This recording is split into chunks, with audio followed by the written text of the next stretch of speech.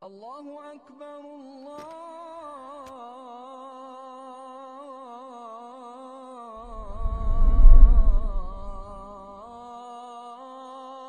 أكبر. بسم الله الرحمن الرحيم. الحمد لله رب العالمين والصلاة والسلام على رسوله محمد وعلى آله وصحبه أجمعين.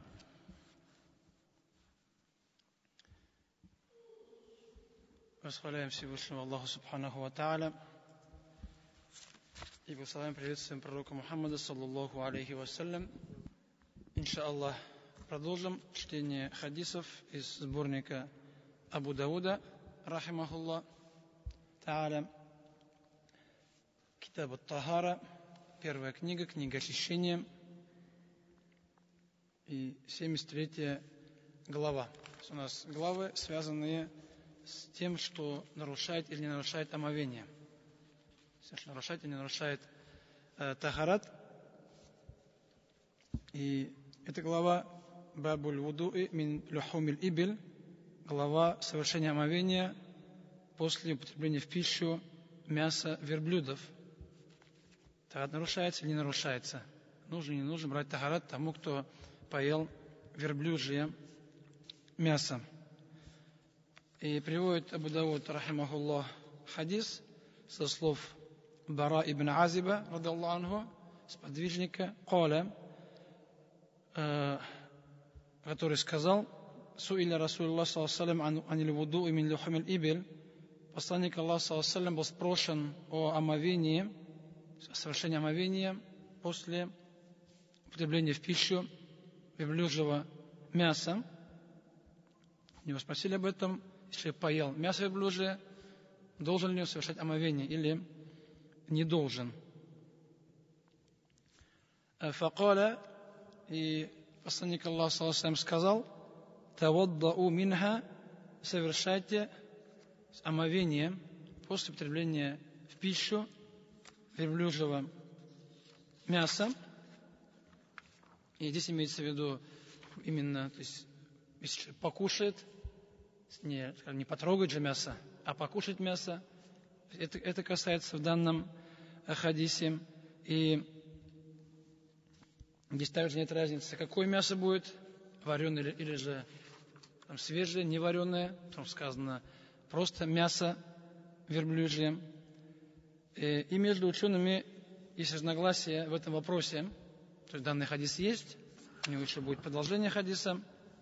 Но сказал имам Шаукани рахимахуллах, что ученые имеют несколько мнений, их разногласия в том, нарушает или не нарушает тахарат у человека, если он поел верблюжье мясо. Большинство ученых сказали, что тахарат не нарушается. То есть хадис есть, но аль-актарун, то есть большинство ученых считают, что в данном случае тахарат не нарушается. Сказал Навави, и те, кто это считали, что тахарат не нарушается, это 4 халифа: Абу Бакр, Умар, Усман и Али радаллаху анхум. Это Абдуллах ибн Мас'уд, Убай ибн Кааб, Абдуллах ибн Аббас, Абу Дарда, Абу Тальха, Амир ибн Рабиа, Абу Умама. Это вот из подвижников, которые считают, что тахарат не нарушается. Также очень много табиинов. А из имамов это имам Малик ибн Анас, это Абу Ханифа и имам Аш-Шафи'и. То есть 3 масхаба считают, что тахарат не нарушается, если человек поест верблюжье мясо. И тот, кто считал, что тахарат нарушается, кто данный хадис использует напрямую, это мнение имама Ахмада ибн Ханбаля, то есть масхаб ханбалитский. Масхаб, по их мнению, считается, что употребление в мясо употребление в пищу верблюжье мясо тахарат нарушает. Остальные 3 масхаба не нарушают. Поэтому масхаб Абу Ханифа, Шафи и Малика тахарат не нарушается. И масхаб имама Ахмада тахарат нарушается. И также считали Исхак ибн Рахавейх, если приводят некоторые имена. Имена зовут разногласия в данном вопросе. То есть, и здесь разногласие возвращается именно здесь омовение. Какое имеется омовение? Это омовение, то есть для намаза, или же это имеется в виду помыть руки, потому что слово тавадда'a, оно имеет значение языковое, помыть руки просто, и значение имеет шариатское. То взять тахарат, который мы совершаем перед намазом. И те, кто скажет, что тахарат не нарушается, они приводят в довод хадис Джабира, радаллаху, который будет дальше, иншаллах, также, когда приводится от сборки Абу Дауда, Тирмизи, Насаи ибн Маджа, что там, последнее из двух приказов или двух действий посланника Аллаха саллям было то, что он оставил совершение омовения после того, что он поел то, что было сварено на огне. То есть в начале ислама одним из пунктов, одним из действий, при которых тахарат нарушался, было, человек поест что-то сваренное. То есть он сварил на костре суп, там, воду вскипятил, ее поел, эта пища получается, там вареное мясо и так далее. То есть любая вареная пища на огне, она тахарат нарушала в начале.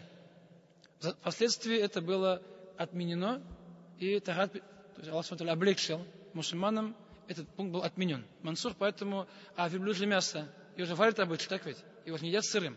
Поэтому, исходя из этого, то, что там был тахарат брать, затем приказ брать тахарат после вареного мяса, вареной пищи был отменен, и употребление в пищу любой вареной пищи тахарат не нарушает, поэтому, скажем, исходя из этого, три масхаба сказали, что тахарат не нарушается. Исходя из этого хадиса, показывает, что данный хадис является, то есть он отменяет тот хадис про верблюжье мясо. И также сказать то, что имеется в виду здесь тахарат, он не шариатский, а языковой. То есть помыть руки, потому что мясо, может, жирное мясо, чтобы смыть жир с рук. Это имеется в виду, по мнению некоторых ученых, вымыть руки и сполоснуть рот, потому что или же жирный, или же чтобы не было запаха. И приводят риваяты со слов Абдуллаха ибн Масуда, радаллаху, что ему принесли еду, пришли поднос, на котором была сосуд, на котором была еда, там похлебка и мясо. Он поел это мясо, верблюжье мясо, и просто сполоснул рот и вымыл пальцы, потом пошел читать намаз. И тахарат не обновлял. Там было верблюжье мясо. Также приводится и от Усмана, радаллаху, что он поел мясо и хлеб, потом просто вымыл руки и лицо и совершил намаз, и омовение не обновлял. Приводится от Ибн Аббаса и у других сподвижников данные приводятся. То, что они вообще, если что-либо употребляли в пищу, вареные, они тахарат не брали. То есть любое мясо, которое они ели, они после него омовение не совершали. Потому что знают, что действие было отменено, что оно омовение человека не нарушает.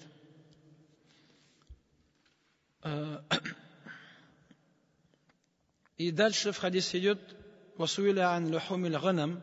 Посланник Аллаха был спрошен о омовении после употребления в пищу, бараньего мяса. «Факаля ля таваддау минха». Сказал, что тахарат не совершайте. То есть если поели мясо, баранину, тахарат не совершайте. И у Муслима приводится другой ривай от данного хадиса, там сказано «Инши это фатавадда», если пожелаешь, то помойся, возьми тахарат, если пожелаешь, то не делай. Потому что там уже выходит на желание. Желание, что показывает, что тахарат брать не обязательно. То есть тахарат не нарушается, то есть не является обязательным, потому что если было обязательно, то тахарат нарушался бы. То есть указывает на желательность этого действия. «Васуиля ани салати фи мабаракил ибили». И у него спросили о совершении намаза, то есть в загонах верблюдов, там, где они, ночуют, в их загонах. Факаля, и сказал посланник Аллаха саллям, ля тусаллю фи мабаракил ибиль. Сказал, что не читайте намаз. То есть в их загонах намаз не совершайте. Совершайте, то есть там, где, то есть мабарик, там, где верблюды ложатся, где они спят, где они отдыхают, это как постель человека. Мабарик, место, где они постоянно лежат, то есть там намаз совершать нежелательно, потому что, или, во-первых, человек может встать, побежать, и человека может сбить, если намаз может совершать там, и человек принесет вред из-за этого. И Мухаммад объяснил, фаинна мина шаятин, сказал, что они из шайтанов. То есть верблюды мина шаятины являются из шайтанов. Здесь имеется в виду, и слово шайтан это, скажем, слово шайтан в русском языке означает непослушный, да, как бунтующий. Поэтому в русском языке то шайтан же, почему написано шайтан? Потому что он вышел против, взбунтовался, вышел против Аллаха Субхану ва Тааля. Поэтому любой человек, любое животное в арабском языке шайтан это получается непослушный, да, такой, который необузданный, непослушный, который неуправляемый. Поэтому это слово шайтан, поэтому верблюды как шайтаны сказано по одной из версий. Или также было сказано то, что как у них как нуров, как у шайтанов, да, поэтому намаз не совершать на их, в их загонах, где они спят, где они проводят ночь, там про Мухаммад намаз совершить, сказал, намаз не читайте. Васули алейхиссалату фи марабидил ганам, он был спрошен о совершении намаза в загонах баранов. В загоне баранов был спрошен о совершении намаза. Факаля, и пророк Мухаммад сказал, саллу фиха фаинха барака. Сказал, что намаз там совершайте, так как они являются баракатом. То есть бараны, в них есть баракат, то есть в них есть польза для человека. То есть и хадис, как сказал имам Шаукани, указывает на то, что совершать намаз дозволено в загонах баранов, и что намаз нельзя читать в загонах верблюдов. Это мнение имама Ахмада, рахимахуллах. Он взял, буквально прямо взял, то есть у него загон верблюдов намаз читать харам у него запрещено. Тут может там категорически запрещено читать намаз в их загонах, и это считается вообще недействительным намазом, по мнению имама Ахмада. И он сказал, что если человек намаз совершит, то он должен намаз перечитать заново. Совершить, получается, неправильный, недействительный, как будто намаз человек не совершал. Тогда был спрошен имам Малик, рахимахуллах, если человек будет единственное место для совершения намаза, если больше ничего не будет, кроме загонов верблюдов, он сказал то, что если он поставит вещь поверх, то есть постелить что-либо сверху, то намаз читать можно. Если их не поставить, то намаз читать нельзя. А большинство ученых считают то, что намаз читать, здесь имеется в виду, в хадисе имеется в виду запрет, это нежелательность, не харам, не то, что намаз неправильный, а указано караха, нежелательность, потому что нежелательно при условии, что там не будет наджиса. То есть намаз читать нежелательно, потому что если там нет наджиса. И намаз читать нельзя, если там будет наджис. Потому что наджис намаз читать нельзя, поэтому если там есть помет, там моча есть, то будет неправильно читать намаз. Поэтому, как имеется в виду, если там чисто какое-то место будет, человек найдет, на чистом месте будет совершать намаз, тогда это дозволено. Если, получается, нет чистого места, то читать намаз нельзя, потому что наджис. А совершение саджана наджис делает намаз недействительным. Действительным. Поэтому, скажем, если считать то, что почему это нельзя, потому что это наджис, причины этого, это все возвращается на то, что, скажем, является наджисом, то есть моча и помет животных домашних. Если в этом вопросе есть тоже разногласия, но большинство считает то, что нежелательно, то есть нечистым наджис их, скажем, помет и мочу. Только некоторые ученые считают там в некоторых ситуациях, там есть там некоторые послабления разрешения из некоторых ученых. Поэтому, исходя из хадиса, что верблюжье мясо тахарат не нарушает по 3 масхабам, большинство ученых, только имам Ахмад сказал, нарушает. Мясо баранина никакого тахарат не нарушает. Совершение намаза в верблюжных загонах. У нас нет с вами верблюдов так, поэтому не проблема. Скажем, бараний загон там намаз никто не читает. В принципе, скажем, вопрос такой, скажем, в практике он для нас, скажем, у нас другого места много. Что не будет именно там намазы. А то, что бараны, это бараны баракат. То есть в баранах самих есть для человека польза баракат, поэтому, скажем, чтобы они были, чтобы человек им за ними ухаживал и так далее, на это указывают.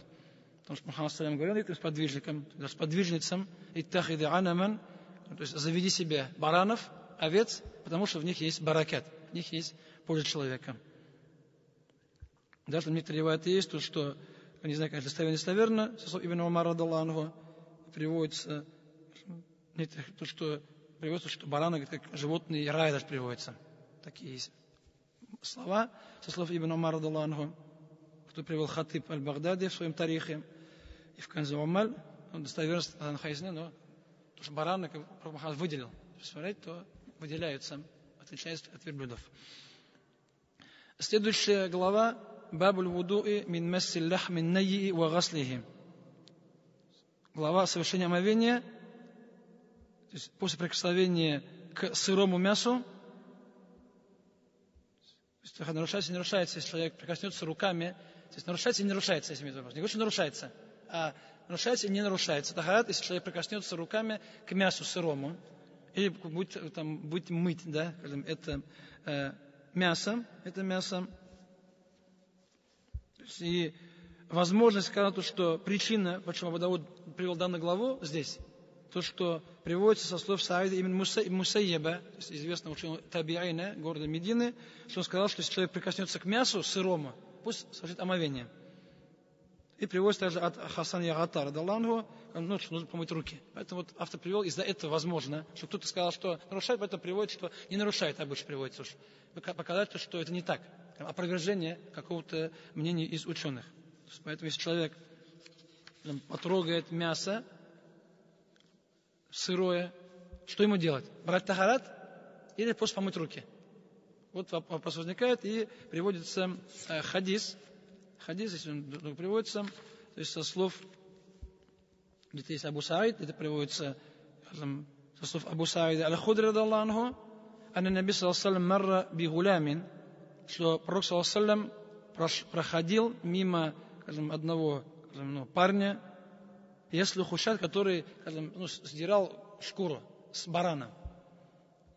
Факад Расулуллах саллаллаху танаха хатта урияка, и, по-видимому, Пророк Мухаммад увидел, что парень портит, наверное, шкуру, неправильно снимает. Пророк Мухаммад сказал ему: подвинься, отойди, и тебе покажу, как нужно делать. Пророк Мухаммад сам, получается, увидел, что делать неправильно работает.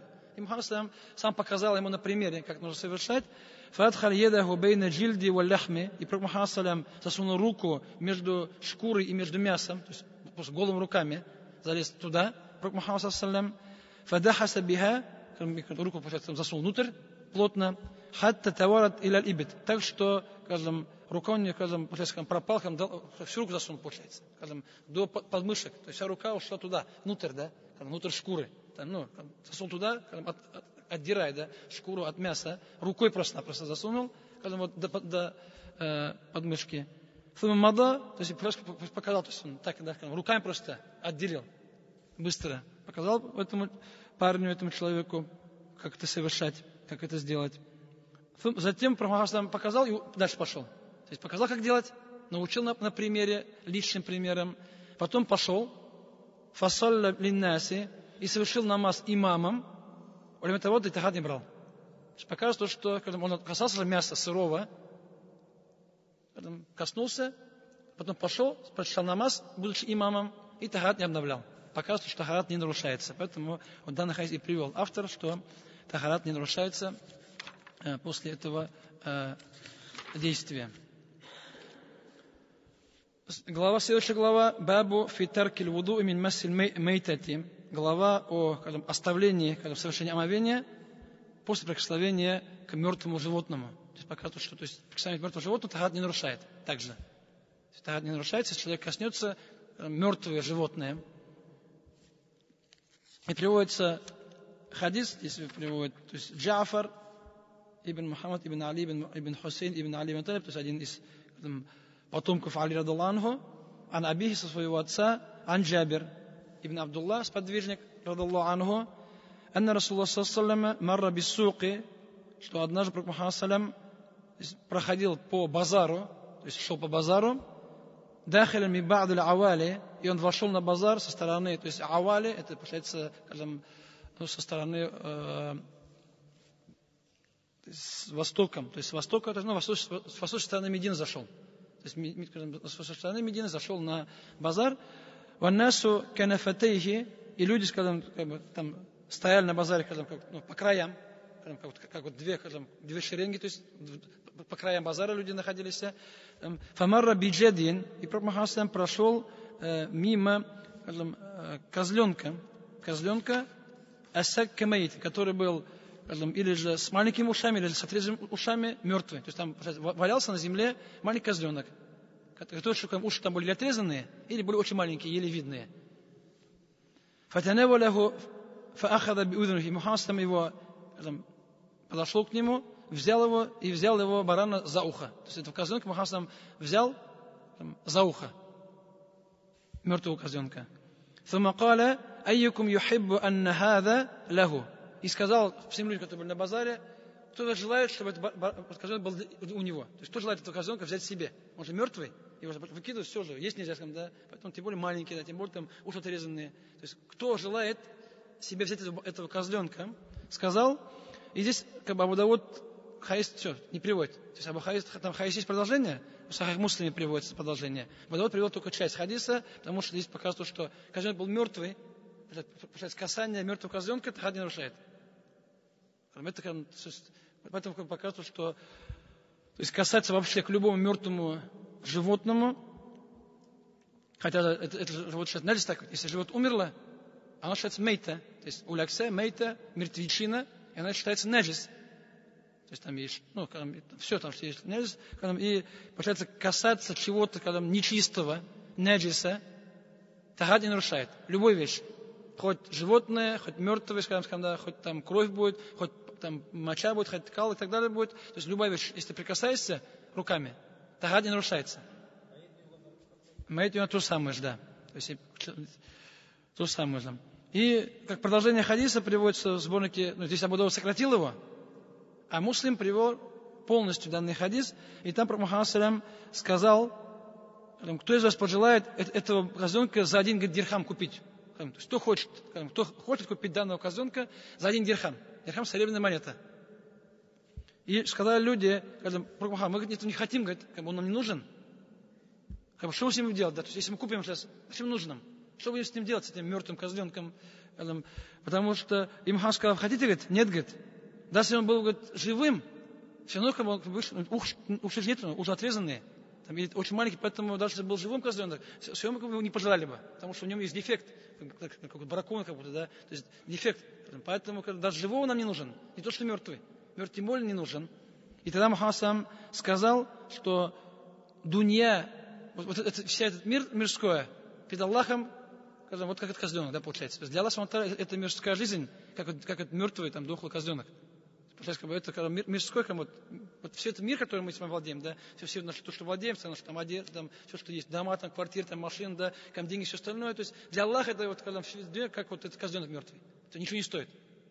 Показывает, что эта дунья, она ничего не стоит для нас. Потому что не нужно стремиться к дунья. Не нужно стремиться, потому что это, для Аллаха это ничто. Поэтому и для нас должно быть таким же, как ничто. Чтобы человек не интересовался, то есть не погружался в дунья, чтобы для него был ахират главнее. Поэтому Мухаммад нам показал, как урок сделал. То, что дунья, это когда она как мертвечин, да? Как мертвый козленок, который никому не нужен. Он живой никому не нужен, мертвый тем более. Поэтому и дунья тоже для мусульманина, он не должен туда погружаться полностью в дунья, забывая ахират. Это вот насихат, и такой насихат, то, что ты мертвое животное, тахад не нарушается. Одновременно. Вот несколько вещей ученые извлекают из хадисов. И насихат, и фих, да, в данных хадисах. Следующая глава «Фитар киль вудуи мимо масатин нару». То, что мы с вами говорили до этого.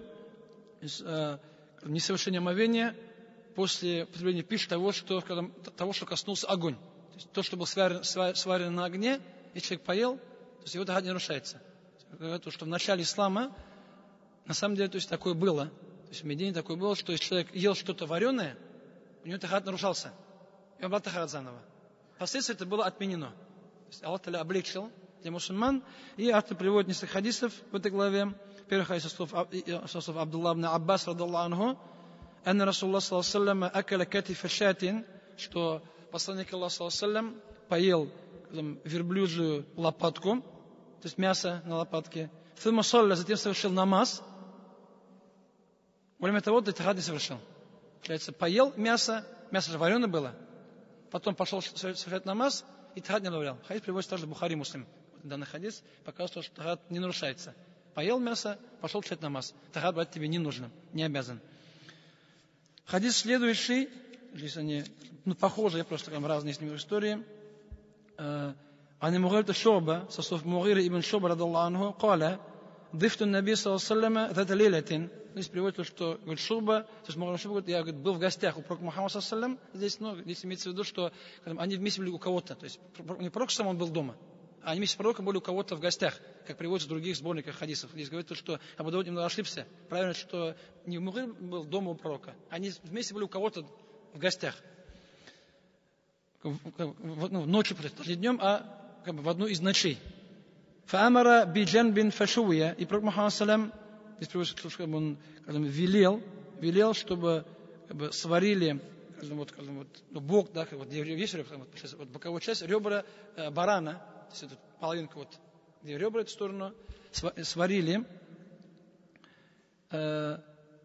Уахада шафрата, и пророк Мухаммад саллям, когда, то есть, получается, сварили, принесли, поставили на стол, мясо там, то есть ребра с мясом. Пророк Мухаммад саллям взял нож, фаджа'аля яхуззули биха минху, и начал отрезать этим ножом кусочки мяса и давать их Мугире ибн Шу'бе. Пророк Мухаммад взял нож, потому что у нас есть такое, что иногда, то, что нельзя резать мясо ножом, да? Вот хадис показывает, что резать можно, дозволен, пророк сам так совершал. И отрезал, то есть не себе, а Мугире, да? То есть Мугире отрезал и ему давал, чтобы он их поел. Факали, сказал Мугире, фаджа Билялюн, фаэдханаху биссалати, и в это время пришел Биляль и сообщил, что азан, намаз. То есть позвал пророка на намаз, то, что все время намаз зашло, сообщил ему о наступлении намаза, что нужно по намаз идти. Каля, фаалка шафрата, и пророк Мухаммад говорит, нож поставил, бросил. Вакаля маляху, что случилось с Билялем, радаллаху анху, тарибат ядаху, эти слова означают дословно то, что чтобы его руки, то есть, чтобы руки заморались грязью. Это слова такого упрека у арабов. То есть вначале это был дуа. То есть в самом начале арабов это слово было, то есть тарибат ядах, чтобы твои руки были загрязнены грязью, то есть землей, чтобы твои руки были грязные от земли. Араб это означало вначале, чтобы ты стал бедным и чтобы ты был униженным стал. Давным-давно. Вначале так было слова. Слова, получается, дуа. Или там бад дуа, да, против дела дуа. Чтобы ты обеднел, чтобы ты, скажем, ты был униженным. Впоследствии слова остались, а дуа пропала. То есть эти слова люди употребляли, но уже не имел в виду плохой, а просто, скажем, как упрек, да? Уже не дуа против. Упрек. Пророк Мухаммад сказал, просто упрекнул его. То есть он не хотел, он не мог сделать дуа плохой, так, не мог сделать Биляля, чтобы он стал бедным там, да, и стал там униженным. Поэтому пророк Мухаммад использует слово, которое раньше использовалось в одно значение, потом араб оно потихоньку свой смысл изменило, и когда просто стал упрек. И все. То есть никакого там дуа не было. Поэтому сказал, что случилось с Билялем, почему так сделал, когда упрекнул его, потому что пророк Мухаммад сидел, кушал же. Когда он пришел, когда я отвлек, когда сели, кушали, намаз, все там еду бросили, почитать намаз, получается, в данной ситуации. Поэтому, когда, говорят, что Билялю было бы лучше, наверное, подождать чуть-чуть, да, потом сказать, когда мы что-то поели бы, потом позвать. Было бы лучше, наверное, а не сейчас. Но, пророк Мухаммад саллям, вакама фассалли, все равно, когда позвали, он встал и пошел совершать намаз. Он встал на намаз. Получается, когда показывает, что если человек имам, так ведь, если позвали на намаз, он еду оставляет. Так, идет читать намаз. У нас же есть хадисы, где показывают, что если еду подали, то, скажем, нужно с еды, а не с намаза. Если там говорят, что имеется в виду, когда человек, или во время уразы, когда человек весь день не ел, ураза, человек весь день, там, 15-16 человек не ел, да, в течение сегодня 15, 16, 17 часов. Потом на ифтар пришел домой, заходит домой, там уже дома там жена сварила еду, так ведь, там уже дома пахнет вкусно, да, там заходит, там жена там, да, даже заходи, я уже суп поставил на стол, да. В этой ситуации это же человек голодный, получается, ураза, или голодный человек, значит, он не говорит, что он хочет пошел намаз читать, да. Все, у тебя же запах супа уже вошел тебе в нос. Поэтому в этой ситуации нужно идти покушать. Поэтому потом читать намаз. Потому что если уже еда стоит, уже приготовлена, и ты весь день не ел, ты есть охота. Если ты еду увидишь, там, или запах чувствуешь, ты же в намазе можешь думать про еду. Поэтому ислам предлагает, чтобы человек чуть-чуть поел, то есть поесть, потом читать намаз. То, что когда опоздаешь ахшам на 10 минут, наесться не нужно поесть чуть-чуть, да? Потому что если опоздаешь 5-10 минут, ничего не случится страшного. Тем более, наоборот, в пользу намаза. А здесь Пророк Мухаммад был имам, поэтому он оставил еду и пошел читать намаз. Потому что там люди собираются. Не может все. Я пока позже приду, да? Ждите меня. Хотя Пророк Мухаммад, конечно, иногда выходил, саллаллаху алейхи, и позже выходил. Его ждали, его подождали бы, без него намаз не читали бы, в принципе. Но Пророк Мухаммад здесь выбрал пойти совершить намаз. Пришел намаз и тахат не взял такой. То есть поел мясо сам и накормил Мугира, пошел читать намаз, тахарат не обновил. И приводит один из передатчиков, что он сказал, он Мугира, вакана шариби уафа, сказал, что мои усы были длинные в это время, то есть мои усы выросли, были длинные. Факассаху ли аля сиваки, Пророк Мухаммад их укоротил, поставив мисвак. Поставил, срезал, да, получается, поставил мисвак и по нему срезал, да, чтобы там лишнее приводится. Пророк Мухаммад сам это сделал. Просто сам увидел, что длинные усы, подошел там, поставил мисвак и отрезал, укоротил усы этого человека. Аукаля и сказал ему то, что акусукам ляка аля сивак, то, что я тебе попозже, не сейчас, а в одном версии то, что уже сделал, в другой версии то, что сказал, то, что я тебе сделаю тогда. То есть подожди, я тебе отрежу, я тебе укорочу тебе усы, поставь мисвак, да. Так же, закрывает же, то все, что ниже, отрезается, да, чтобы губы не закрывало, чтобы губ не касалось. Обычно так же, если усы есть, то чтобы они не закрывали губы, там рот не попадали. Имеется в виду. А усы нужно или укорачивать, или уж избривать есть. Следующий хадис, Ани ибн Аббас радаллаху анху, قال, акаля Расулуллах саллаллаху катифан, Пророк Мухаммад поел, тоже лопатку, получается, мясо на лопатке барана, фамасах ядаху бимисхин, кана тахтаху, потом он протер руку об, скажем, там был грубый материал, грубая одежда была, которая была под ним, то есть лежала как одежда, он протер руку, вытер руки, то есть мясо пошло руками же, потер об материал, об тряпку, вот так, конечно, там была грубая была тряпка, грубый материал, вытер руки об нее, и потом встал и почал намаз. Сейчас поел мясо, просто руки вытер, там жирное же мясо, и пошел читать намаз. То есть тахарат не обновляя. Показывает то, что тахарат не нарушается. Данный хадис.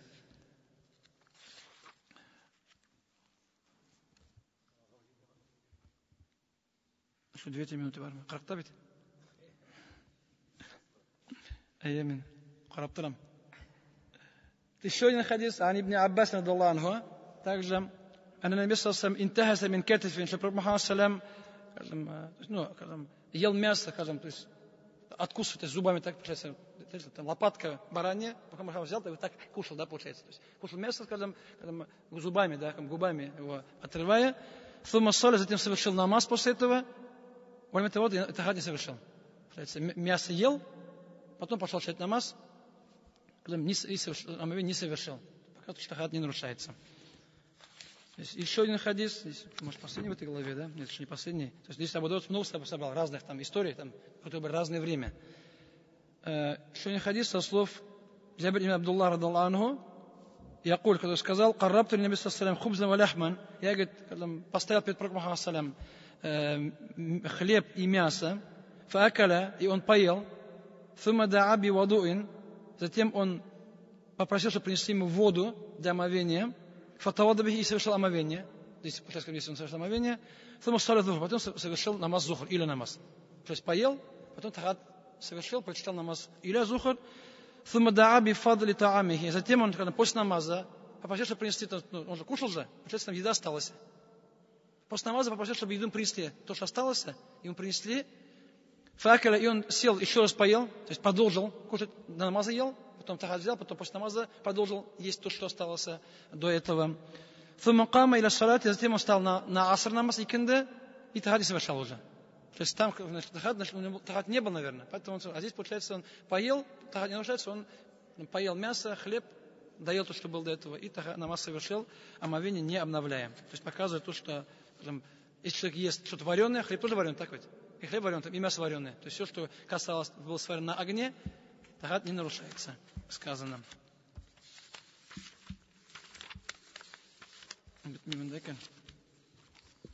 Абу Дауд много поставил хадисов в эту главу.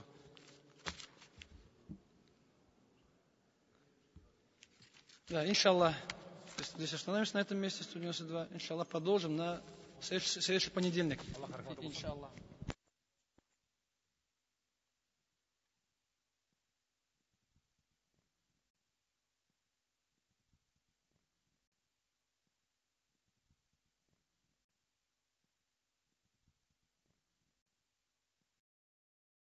الله أكبر الله